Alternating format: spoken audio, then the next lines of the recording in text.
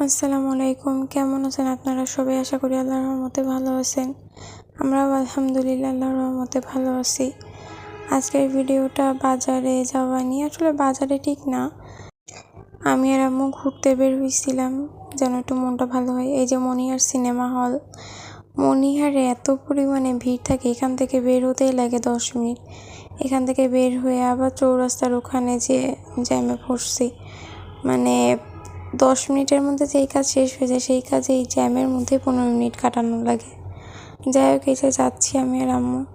আসলে কি এভাবে বের হওয়া হয় না, আর যেহেতু একটু শীত পড়ছে, তো আমি আর আম্মু বললাম চল তো একটু ঘুরে আসি। এই যে এখানে মনিহারের রোড কত সুন্দর করে ফেলছে আগের থেকে। আগে তো ভাঙাচোরা ছিল, এখন অনেক সুন্দর হয়েছে রাস্তা।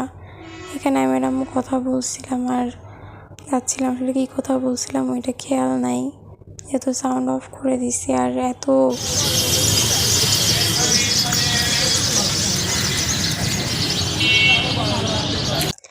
পাখির কিচিরমিচির আওয়াজ তো শুনতেই পেলেন।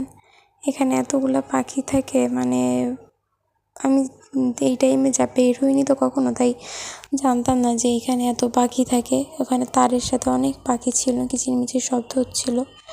এই যে জাবের জাবের 5ই আগস্টে যখন পুড়ে যায়, তারপর থেকে এরকমই আছে, বাড়ি পরিত্যক্ত হয়ে আছে। এটা পুলিশ প্লাজাতে গেছিলাম এর পরে একদিন, ওইটার ভিডিও টুকটাক নেওয়া আছে, ওইটাও শেয়ার করবো। এই যে প্রথমে সোয়েটারের দোকানে আসছি আম্মুর জন্য একটা সোয়েটার কেনার জন্য, তারপর এখান থেকে প্যান্ট শার্টের কাপড় কিনছিলাম। ওই যে আমি আয়নাতে আম্মুর জন্য প্যান্ট কেনার জন্য, শার্ট কেনার জন্য। তারপরে সেখান থেকে বের হয়ে বাসার উদ্দেশ্যে রওনা দিলাম।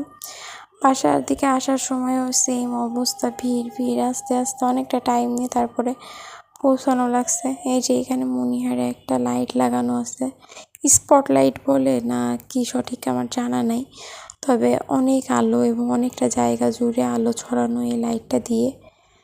তাই ভাবলাম যে ছোটো করে একটা ভিডিও করে রাখি আপনাদের জন্য। তারপরে বাসায় চলে আসছি, বাসায় এসে ফ্রেশ হয়ে যে বসলাম। এখানে একটা চক নিয়ে আসছি, ম্যাজিক চক।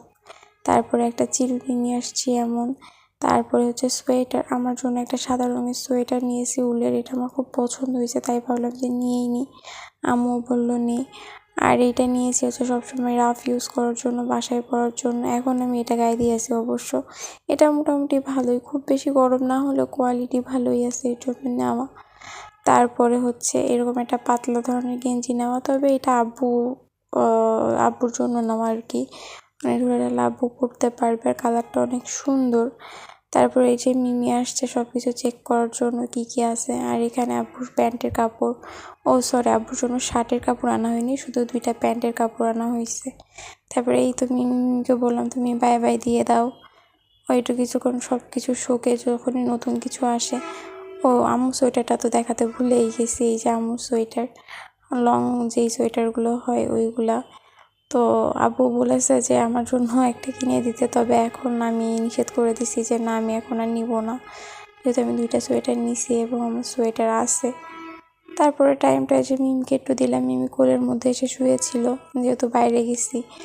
আর শীত বলেও একটু কাছে আসে। আর তিজা আসছিল, এটা হচ্ছে তিজার সোয়েটার দেওয়া, তিজা মিমির গায়ের সোয়েটার দিয়ে দিয়েছে যে মিমি ঠান্ডা লাগছে, তুমি ওর গায়ে কিছু দিয়ে দাওনি, তার সোয়েটার ওর গায়ের উপরে দিয়ে দিছে।